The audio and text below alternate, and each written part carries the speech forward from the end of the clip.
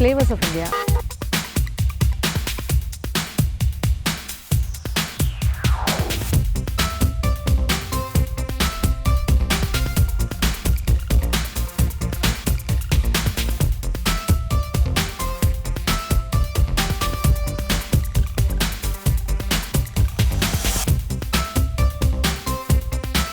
അപ്പോൾ നമ്മളിപ്പോൾ വർക്കലയ്ക്കടുത്തുള്ളൊരു സ്ഥലത്ത് നിൽക്കുവാണ്. ഇത് അകത്തുമുറി എന്നാണ് ഈ സ്ഥലത്തിൻ്റെ പേര്. അകത്തുമുറി വക്കം എന്ന് പറയുന്ന സ്ഥലം. ഇത് കായലിൻ്റെ ഒരു ഏരിയയാണ്, അതായത് കായലോര പ്രദേശമാണ്. അപ്പോൾ കടൽ മാത്രമല്ല, കായലും നമ്മളുടെ ഈ യാത്രയുടെ ഭാഗമാകുകയാണ്. അപ്പോൾ കായലെന്ന് പറയുമ്പോൾ അതിന് പ്രധാനമായിട്ട് നമ്മൾ പല സ്ഥലങ്ങളിൽ പോകുമ്പോഴും കായൽ കാഴ്ചകൾ എന്ന് പറയുമ്പോൾ ഏറ്റവും കൂടുതൽ കാണുന്ന ഹൗസ് ബോട്ട്സ്, പിന്നെ അല്ലാണ്ട് തന്നെ സ്പീഡ് ബോട്ട്സ്, റോ ബോട്ട്സ്, നമ്മളല്ലാതെ ചെറിയ വള്ളം, ഇങ്ങനെയുള്ള സഞ്ചാര മാർഗ്ഗങ്ങളൊക്കെ ഉണ്ട്. അപ്പോൾ അതിലൂടെ ഒരു യാത്ര, ഇതാണ് ആസ്വാദനത്തിൻ്റെ ലെവൽ അങ്ങനെയാണ്. അപ്പോൾ നമ്മൾ കായലിലൂടെ ഒരു ട്രിപ്പാണ് നമ്മൾ ആദ്യം പ്ലാൻ ചെയ്യുന്നത്. ഇവിടെ ഇപ്പോൾ ഒരു എന്താ പറയുക, ഒരു മോട്ടോർ ബോട്ട് തന്നെ 2 തരം ഉണ്ട്. എന്തായാലും മോട്ടോർ ബോട്ടിൽ നമ്മൾ പോകുന്നു. കാര്യം ഒരു ഹൗസ് ബോട്ട് ഇവിടെ റെഡി ആയിട്ടുണ്ട്. അപ്പോൾ ആദ്യം നമ്മൾക്കൊരു യാത്ര അകത്തുമുറി കായലിലൂടെ ഒന്ന് സഞ്ചരിക്കാൻ പോവാണ്.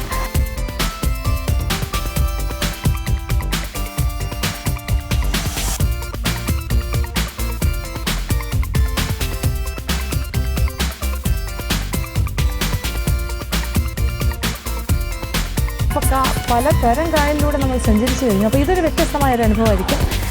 ഇപ്പോൾ ഇവിടെ വേറെ ഒരുപാട് ബോട്ട്സൊന്നും അങ്ങനെ അങ്ങോട്ടും ഇങ്ങോട്ടും പോകുന്നില്ല. അതേസമയം നല്ല ശാന്ത സുന്ദരമായ ഒരു വൈകുന്നേരമാണിത്. ഒരു സൺസെറ്റിന് 1 മണിക്കൂർ മുന്നെയാണ് എൻ്റെ ഈ സവാരി. അപ്പോൾ ഇതിങ്ങനെ കുറേ ദൂരം ഇങ്ങനെ നമ്മളിങ്ങനെ പോകുമ്പോൾ ഒരു ചെറിയൊരു ഐലൻഡായിട്ട് ഒരു ഭാഗമുണ്ട്, ഒരു ദ്വീപ് പോലെ. അവിടെ ഒരു ശിവക്ഷേത്രം വളരെ ഫേമസ് ആണ്. അപ്പോൾ ഇങ്ങനെ നമ്മൾ ബോട്ടിലൂടെ സഞ്ചരിച്ച് ഈ കായൽ കാഴ്ചകളെല്ലാം കണ്ട് ആ ശിവക്ഷേത്രത്തിൻ്റെ ആ ഭാഗത്തേക്ക്.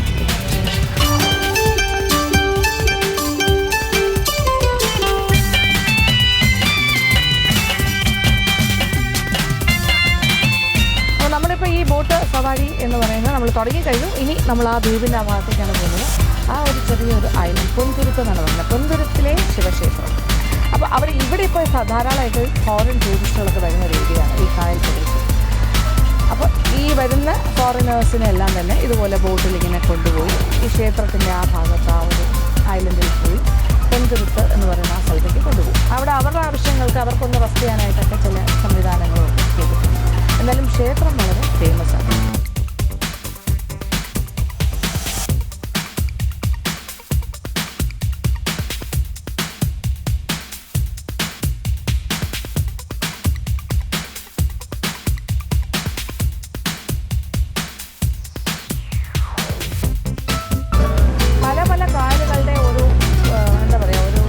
സമ്മേളന സ്ഥലം കൂടിയാണ്. ഇപ്പോൾ അകത്തുമുറി കായലിൻ്റെ ആ ഭാഗത്തു നിന്ന് നമ്മളിങ്ങനെ വന്നു.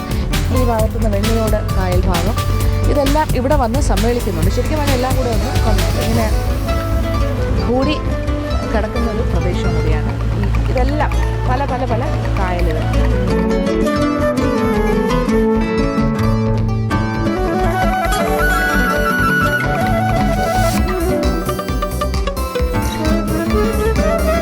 നീരാൻകടവ്, പിന്നെ വെണ്ണിയോട്, പിന്നെ ഇങ്ങനെ എല്ലാ ഭാഗത്തുനിന്നും ഇങ്ങനെ കായലിൻ്റെ ആ ഭാഗത്തുനിന്ന് പറയുകയാണെങ്കിൽ ഇപ്പോൾ വെണ്ണിയോട് കായൽ എന്ന് പറയും, അല്ലെങ്കിൽ ഇപ്പുറത്തെ സൈഡിൽ നീരാൻകടവെന്ന് പറയും. അങ്ങനെ എല്ലാ ഭാഗത്തുനിന്നും കായലിങ്ങനെ ചേർന്ന് കിടക്കാറ്. അപ്പോൾ ഇതിങ്ങനെ ഇപ്പോൾ നമ്മൾ എത്തിയിരിക്കുന്നത് കണ്ടില്ലേ, ആ ഒരു ദ്വീപിൻ്റെ ആ ഭാഗത്താണ്. ഇപ്പോൾ കായലിൻ്റെ നടുക്കൊരു ഐലൻഡ് പോലെ ഒരു സ്ഥലം, അവിടെ ഒരു ശിവക്ഷേത്രം. അത് തന്നെ ഒരു വലിയ വ്യത്യസ്തമായ ഒരു കാഴ്ചയായിട്ടില്ല, ഒരു ഐലൻഡിലൊരു ക്ഷേത്രം.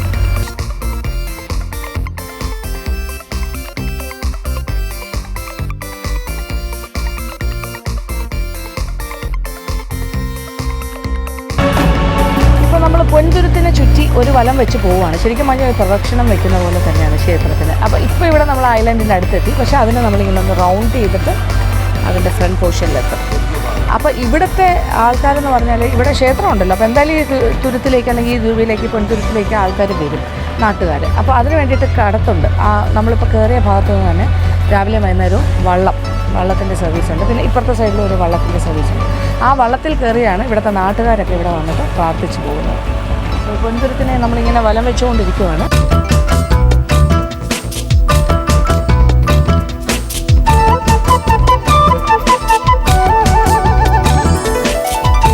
വർക്കല പാവനാശം ബീച്ച് ഏരിയയിൽ നിന്നും ഏതാണ്ട് ഒരു 10 കിലോമീറ്റർ സഞ്ചരിച്ചാൽ നമുക്ക് നമ്മളിപ്പോൾ വന്നിരിക്കുന്ന ഈ ഒരു കായൽ പ്രദേശത്ത് എത്താൻ സാധിക്കും. ഈ പൊൻതുരുത്തും ഇവിടുത്തെ ഈ ശിവക്ഷേത്രവും ഈ ഒരു ബോട്ടിലുള്ള ഈ കായലിൽ ഉള്ള സവാരിയും ഒക്കെ.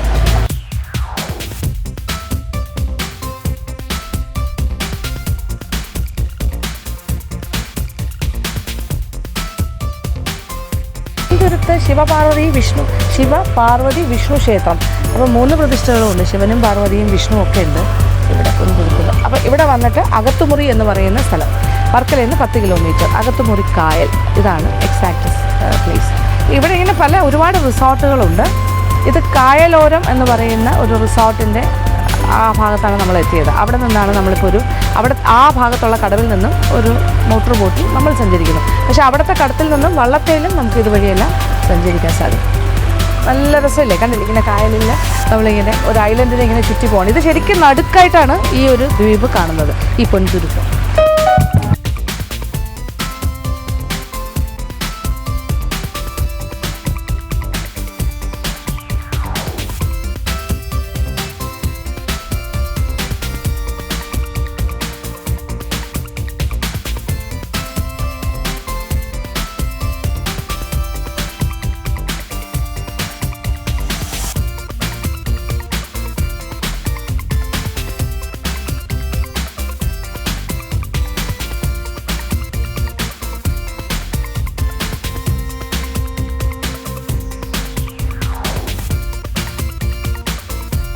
ഏത് ഭാഗത്തു കൂടി വേണമെങ്കിലും ഈ ക്ഷേത്രത്തിൻ്റെ അവിടെ പൊൻതുരുത്തിൽ കയറാം.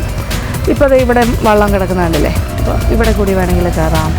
പിന്നെ നമ്മളിപ്പോൾ ഇങ്ങനെ ചുറ്റും കിഴക്കേ നടയിൽ കൂടിയാണോ പടിഞ്ഞാറാണോ ഏത് ഭാഗത്ത് വേണമെങ്കിലും എൻട്രൻസ് ഉണ്ട്. ഇവിടെ എല്ലാം വഴിയുണ്ട്. നമ്മൾ ആ ഭാഗത്തു നിന്ന് ഇങ്ങനെ വന്നു, കടലോരം റിസോർട്ടൊക്കെ നിൽക്കുന്ന എന്താ പറയുക ഹൗസ് ബോട്ട് കിടക്കുന്ന ഭാഗം. ഇപ്പോൾ ഏകദേശം നടുക്ക് നിൽക്കുവാണ്. എന്നിട്ട് നമ്മളിങ്ങനെ ചുറ്റി നടക്കുകയാണ്. ഈ ദ്വീപിന് ചുറ്റും ഇങ്ങനെ കിടന്ന് കറങ്ങുകയാണ്. അപ്പോൾ ഇനി ദ്വീപിൻ്റെ അകത്തേക്ക് കയറാമല്ലേ, കുറച്ച് കറങ്ങി കഴിഞ്ഞു. കായലിന് ചുറ്റും ഇങ്ങനെ നടക്കുകയായിരുന്നു. പൊൻതുരുത്തിലേക്ക് നമ്മൾ ബോട്ട് അടുപ്പിക്കാൻ പോകുന്നു.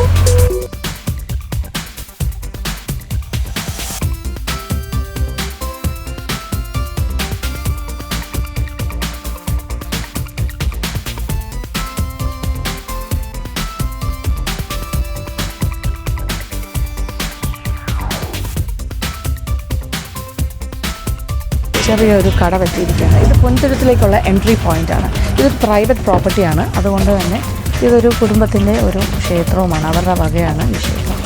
ഇവിടെ വന്നപ്പോൾ ശരിക്കും എനിക്കൊരു ആൻഡമാൻസിൽ നമ്മുടെ ട്രിപ്പാണ് ഓർമ്മ വരുന്നത്. അത് ഇതുപോലൊരു ബോട്ട് സവാരി കഴിഞ്ഞ് നമ്മളൊരു ഐലൻഡ് ഭാഗത്ത് വന്ന് ഇറങ്ങി ആ ഒരു ഫീല്, ചില ഗുഹകൾ കാണാനായിട്ട് നമ്മൾ വന്നത് അതുപോലത്തെ ഒരു സ്ഥലം പോലെ തോന്നുന്നു.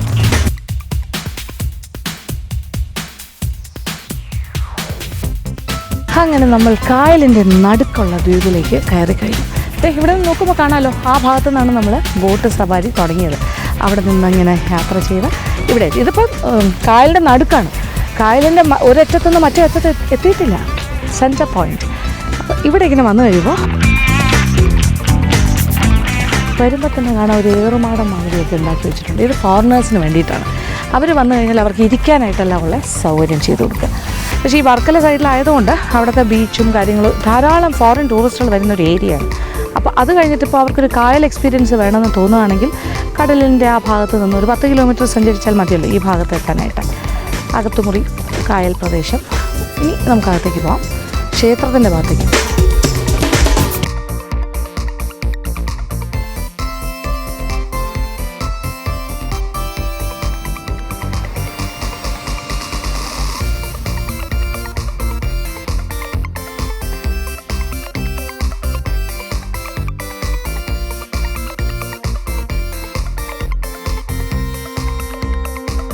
ഇത് വളരെ ഒറ്റപ്പെട്ടൊരു ദ്വീപ് പോലെ തോന്നുന്നു അല്ലേ, ആളനക്കൊന്നുമില്ല. ഇതൊരു പ്രൈവറ്റ് ദ്വീപാണ്. സത്യം പറഞ്ഞാൽ ഇതൊരു പ്രൈവറ്റ് പ്രോപ്പർട്ടിയാണ്. പക്ഷേ ഇവിടെ വേറെ റിസോർട്ട് അങ്ങനത്തെ കാര്യങ്ങളൊന്നുമില്ല. ക്ഷേത്രമുള്ളത് കൊണ്ട് അതിനെ അങ്ങനെ തന്നെ സൂക്ഷിച്ചിരിക്കുകയാണ്. അപ്പോൾ ഈ വസ്തുവിൻ്റെ ഒരു ഭാഗത്താണ് ക്ഷേത്രം ഇരിക്കുന്നത്. അപ്പോൾ ക്ഷേത്രം പൊതു ആൾക്കാർക്ക് വേണ്ടിയിട്ടുള്ളൊരു ക്ഷേത്രം, വളരെ പ്രസിദ്ധമാണ് ഈ ഭാഗത്തെല്ലാം ഈ ക്ഷേത്രം. പൊൻതുരുത്ത് ശിവക്ഷേത്രം.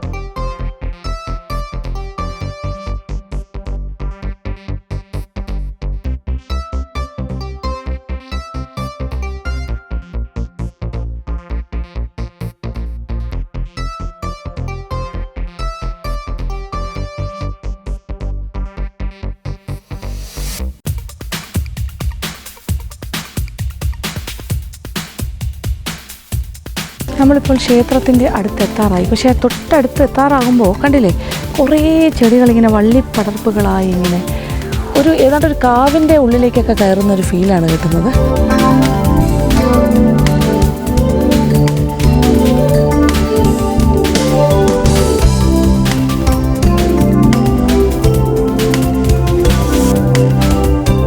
കംപ്ലീറ്റ് ഇങ്ങനെ എന്താ പറയുക, ഭയങ്കര ഒരു നിശബ്ദത, ഏകാന്തത, പിന്നെ ശരിക്കും ഒരു ക്ഷേത്രം, കാവ് എന്നൊക്കെ പറയുന്ന ആ ഒരു ഫീല് നമുക്ക് വരുന്നുണ്ട്. കാര്യം ഇതൊരു കായലിൻ്റെ നടുക്കുള്ളൊരു ഐലൻഡാണ്. നോക്ക്, എത്ര ഏക്കർ സ്ഥലമാണ്, ഇങ്ങനെ ഒരു വലിയൊരു വിസ്തൃതിയിലുള്ള ഒരു ഐലൻഡാണ്.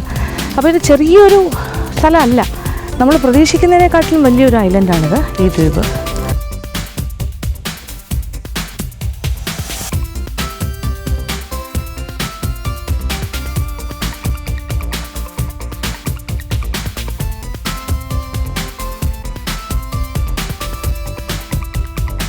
ചുറ്റും ഇങ്ങനെ മരങ്ങളും ഒക്കെ ആയിട്ട് അതിൻ്റെ ഒരു നടുക്ക് ഭാഗത്തായിട്ടാണ് വേണമെങ്കിൽ നമുക്ക് ആ ക്ഷേത്രം ഇരിക്കുന്നതെന്ന് പറയാം. ഇത് എത്ര കാലം മുമ്പ് പണിത ക്ഷേത്രമാണെന്നറിയില്ല, പക്ഷേ ക്ഷേത്രത്തിൻ്റെ പ്രതിഷ്ഠ വളരെ പഴക്കം ചെന്നതായിരിക്കാം. കൺസ്ട്രക്ഷൻ, അതായത് ആ ക്ഷേത്രത്തിൻ്റെ ഗോപുരവും ഒക്കെ മോഡേൺ ആവാം. കാര്യം അത് പിൽക്കാലത്ത് വലുതാക്കി വരുന്നതാണല്ലോ. കാര്യം ഭക്തരുടെ സംഭാവനകൾ കൊണ്ടൊക്കെ കുറച്ചുകൂടി വലിയ രീതിയിലാക്കും.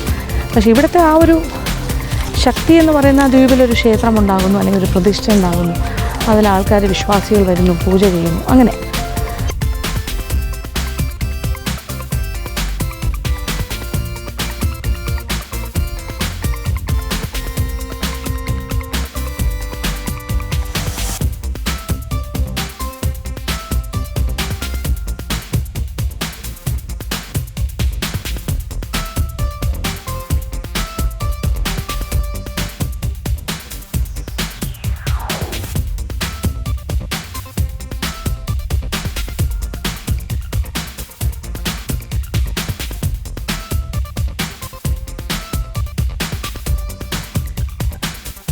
സാധാരണ ഏതൊരു ക്ഷേത്രത്തിലേക്ക് വരുന്നത് പോലെയും ഉള്ളൊരു ഫീലിംഗാണ്. ഇതൊരു ദ്വീപിനകത്ത് അല്ലെങ്കിൽ ഒരു ഐലൻഡിലുള്ള ഒരു കായലിൻ്റെ നടുക്കുള്ള ഒരു ക്ഷേത്രമാണെന്നൊന്നും നമുക്ക് തോന്നില്ല ഇതിനകത്തേക്ക് കയറി കഴിഞ്ഞാൽ. പക്ഷേ വെളിയിലേക്ക് നോക്കിക്കഴിഞ്ഞാൽ ചുറ്റും കായൽ തന്നെയാണ്. പിന്നെ ഇവിടെ പ്രധാന പ്രതിഷ്ഠ ശിവഭഗവാനാണ്. ഏതാണ്ട് 3 നൂറ്റാണ്ടുകൾക്ക് മുന്നേ തന്നെ ഇവിടെ ഒരു ശിവലിംഗത്തിൻ്റെ പ്രതിഷ്ഠ ഉണ്ടായിരുന്നു എന്നാണ് പറയുന്നത്. ഇപ്പോൾ ഈ കാണുന്ന ഗോപുരമൊക്കെ ഒരു 19 വർഷത്തിന്, ആ ഒരു വളരെ റീസെൻ്റ് ആയിട്ടുള്ള ഒരു 10-20 വർഷത്തിനകത്തുള്ള ഒരു കെട്ടിടങ്ങളാണ് കാണുന്നത്. പക്ഷേ ശരിക്കും പ്രതിഷ്ഠ എന്ന് പറയുന്നത് ശിവലിംഗമായിരുന്നു ഇവിടെ. ഇപ്പോൾ ശിവഭഗവാൻ, ഗണപതി, മഹാവിഷ്ണു, ഇങ്ങനെ എല്ലാ ഭഗവാന്മാരെയും ഇവിടെ വെച്ചിട്ടുണ്ട്.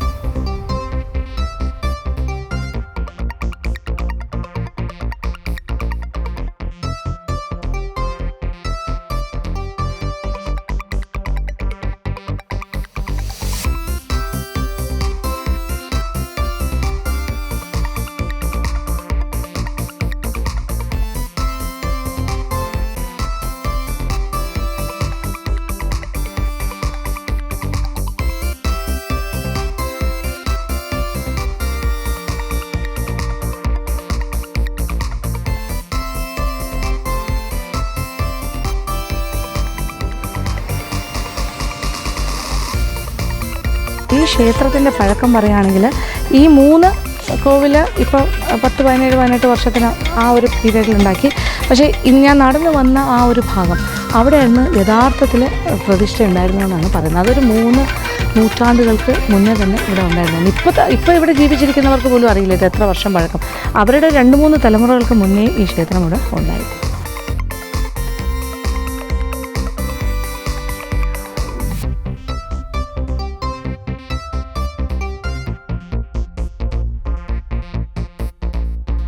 യോഗീശ്വരൻ, പിന്നെ ഇതുകൂടാതെ മാടസ്വാമി, ആ ഭാഗത്ത് ഗണപതി ഭഗവാൻ, എല്ലാ ദൈവങ്ങളെയും ഇവിടെ പ്രതിഷ്ഠിച്ചു. പ്രതിഷ്ഠിച്ചിട്ടുണ്ട്. അപ്പോൾ ഇത് ഒരു ശിവക്ഷേത്രം, ഒരു ശിവലിംഗമായിട്ടാണ് ഇതിൻ്റെ ഒരു മൂലസ്ഥാനം എന്ന് പറയുന്ന ആദ്യത്തെ ക്ഷേത്രം ഉണ്ടായിരുന്നത്.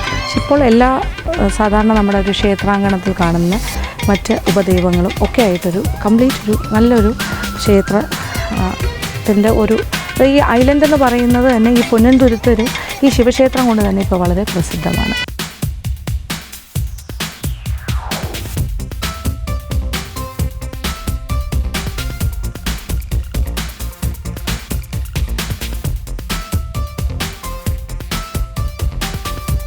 ഇത് മാടൻ ഭഗവാന്റെ മാടത്തറയാണിത്. കണ്ടില്ലേ, ക്ഷേത്രത്തിൻ്റെ ചുറ്റുമതിലാണ്. ഇപ്പം ഞാൻ ഏതാണ്ട് ബോർഡർ ഏരിയയിൽ വന്നിട്ടുമാണ്. ഇവിടെ നോക്കുമ്പോൾ കാണാമല്ലോ ചുറ്റോട് ചുറ്റും കായൽ.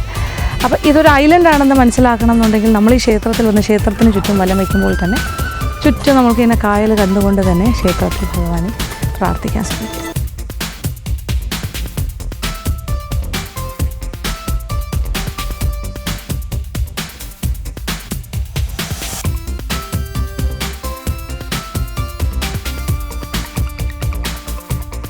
ഇത്തരം ഒരു ക്ഷേത്രത്തിൽ ഒരു പക്ഷേ നമ്മൾ ആദ്യമായിട്ടായിരിക്കും വരുന്നത്.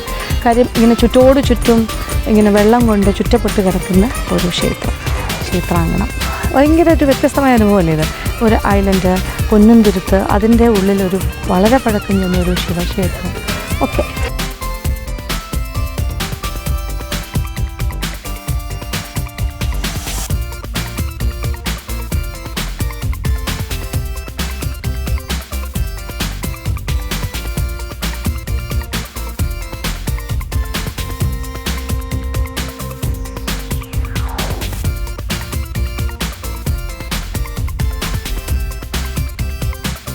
പ്രധാന നടയിൽ ശിവപാർവതി സങ്കല്പമാണ്. ശിവപാർവതി, തൊട്ടടുത്ത് തന്നെ മഹാവിഷ്ണു.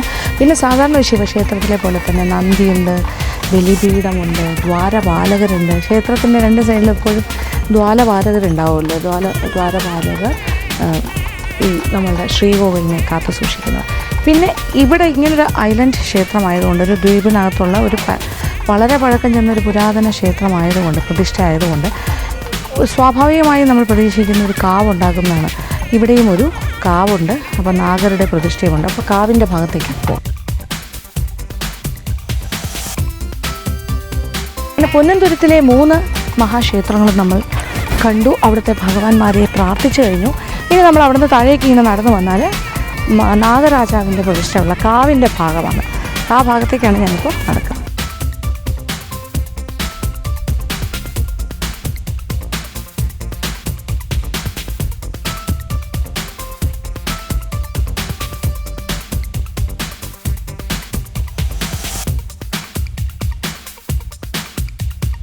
ഇവിടെ നാഗരാജാവും നാഗയക്ഷിയും 2 പ്രതിഷ്ഠകളുണ്ട്. ഇത് പണ്ട് വലിയൊരു കാവ് തന്നെ ആയിരുന്നിരിക്കണം. ഇപ്പോൾ കുറേ മരങ്ങളും വള്ളിപ്പടർപ്പുകളും ഒക്കെ ഒന്ന് എന്താ പറയുക വെട്ടിമിനുക്കി കുറച്ചുകൂടി ആ ഒരു വെളിച്ചം കൊണ്ടുവന്നതാണ്. സാധാരണ നമ്മുടെ കേരളത്തിൻ്റെ സംസ്കാരത്തിൻ്റെ ഭാഗമാണ് പല സ്ഥലങ്ങളിലെയും കാവുകൾ.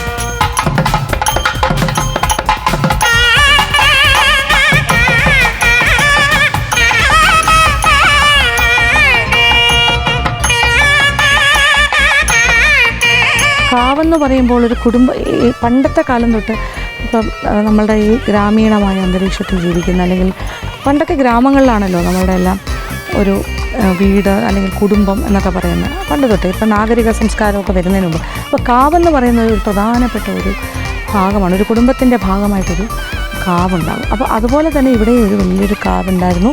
അതുകൊണ്ട് തന്നെ നാഗരാജാവ്, നാഗയക്ഷി. ഇപ്പോൾ കാവെന്ന് പറയുമ്പോൾ വലിയ വലിയ മരങ്ങളിലൊക്കെ വള്ളിപ്പടർപ്പുകൾ, പിന്നെ സർപ്പത്തിനെയൊക്കെ നമ്മൾ നേച്ചർ വർഷിപ്പിൻ്റെ ആൾക്കാരായിരുന്നു.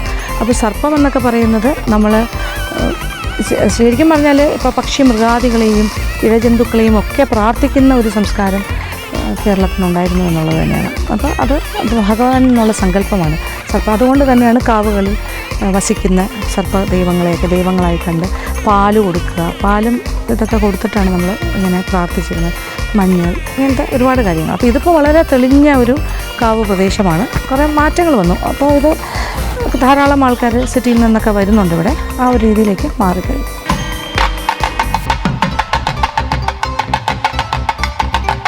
അപ്പോൾ നമ്മൾ കാവിൻ്റെ ഒരു ഭാഗത്ത് നിന്നും നടന്നു വരികയാണ്. അപ്പോൾ ഇതെല്ലാം തന്നെ കാവിൻ്റെ ഭാഗമായിരുന്ന പ്രദേശമാണ്. അപ്പോൾ ഈ നാഗരാജാവ്, നാഗയക്ഷി, അത് കഴിഞ്ഞിട്ട് ഈ ഭാഗത്തും അതുപോലെ തന്നെ നാഗരാജാവും നാഗയക്ഷിയുടെയും പ്രതിഷ്ഠ.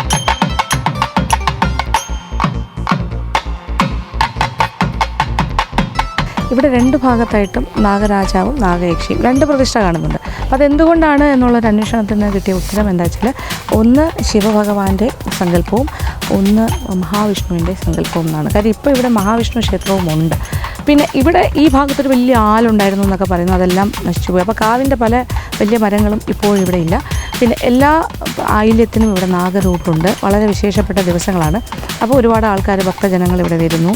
പിന്നെ ആയില്യം ദിവസങ്ങളിൽ ഇപ്പോൾ അന്നദാനം, പിന്നെ ശിവരാത്രിക്കും ഇവിടെ അന്നദാനവും ഒക്കെ വലിയ വിശേഷമാണെന്നാണ് പറയുന്നത്. അപ്പോൾ ഈ രണ്ട് നാഗഭഗവാന്മാരുടെ ആ പ്രതിഷ്ഠയ്ക്ക് തൊട്ടടുത്ത് തന്നെയാണ് ഇവിടുത്തെ ക്ഷേത്രക്കുളം.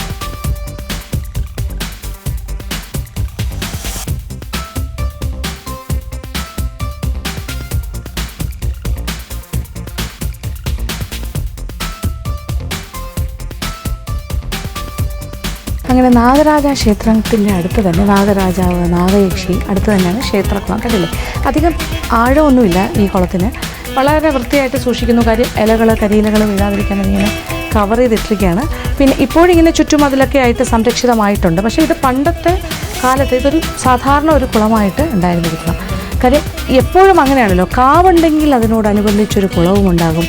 അപ്പോൾ കുളത്തിൽ കുറേ പിന്നെ ജലത്തിൽ ജീവിക്കുന്ന കുറേ ജീവജാലങ്ങൾ, കാവിനകത്ത് കുറേ കിളികളും ഇഴജന്തുക്കളും, അങ്ങനെ കുറേ അതന്നെയല്ല. അപ്പോൾ എന്താ പറയുക, ഫ്ലോറ ആൻഡ് ഫോണ എന്ന് പറയുന്ന ആ സങ്കല്പം എല്ലാം തന്നെ സൂക്ഷിച്ചിരുന്നത്, അല്ലെങ്കിൽ അതിനൊക്കെ സംരക്ഷിച്ചിരുന്ന സ്ഥലങ്ങളും കൂടിയാണ് ഈ കാവും കുളവും ഒക്കെ പണ്ടത്തെ കാലത്തെല്ലാം. പണ്ടത്തെ എന്ന് വെച്ചാൽ നമ്മുടെ പൂർവികരുടെ കാലത്തൊക്കെ അന്നത്തെ ഒരു ഇക്കോളജിക്കൽ ബാലൻസ് അങ്ങനെയാണ് നടന്നിരുന്നതെന്നാണ് പറഞ്ഞത്. അന്ന് നാഗരികതയൊന്നും വന്നിട്ടില്ലല്ലോ. അപ്പം ഗ്രാമീണമായ കാഴ്ചകളുടെ ഭാഗമാണ് തറവാടുകളിലെ ക്ഷേത്രക്കുളങ്ങളും കാവും ചെറിയ ചെറിയ എന്താ പറയുക കുടുംബക്ഷേത്രങ്ങളും ഒക്കെ. അപ്പോൾ ഈ ഒരു ഐലൻഡിൽ, അതായത് നമ്മളുടെ ഈ തുരുത്തിൽ വന്നു കഴിഞ്ഞപ്പോൾ ഇത്തരം ആ പഴയ സങ്കല്പത്തിനനുബന്ധിച്ചിട്ടുള്ള കാര്യങ്ങളൊക്കെ കാണാൻ സാധിച്ചു. ഇവിടെ നിന്ന് ഇങ്ങനെ ഇറങ്ങി നോക്കുമ്പോൾ തന്നെ കൃത്യമായി നമുക്ക് കാണാൻ സാധിക്കും നമ്മളുടെ കായലിൻ്റെ അകത്ത് ഏതാണ്ട് ഇപ്പോൾ ബോർഡറായി. നമ്മൾ വീണ്ടും വന്ന് കറങ്ങി ഇപ്പുറത്തെ സൈഡിലെത്തി കഴിഞ്ഞു. കണ്ടില്ലേ, ക്ഷേത്രം നമ്മൾ വന്നിറങ്ങിയ കടവിൽ നിന്നും നടന്ന് ക്ഷേത്രഭാഗത്ത് കയറി ക്ഷേത്രം മുഴുവൻ കണ്ട് ചുറ്റി നമ്മൾ വന്നു കഴിഞ്ഞപ്പോൾ ഇപ്പോൾ നമ്മൾ ദ്വീപിൻ്റെ മറ്റേ അറ്റത്തെത്തി കഴിഞ്ഞു. ഇത്രയും കാണുന്നത് കായൽ.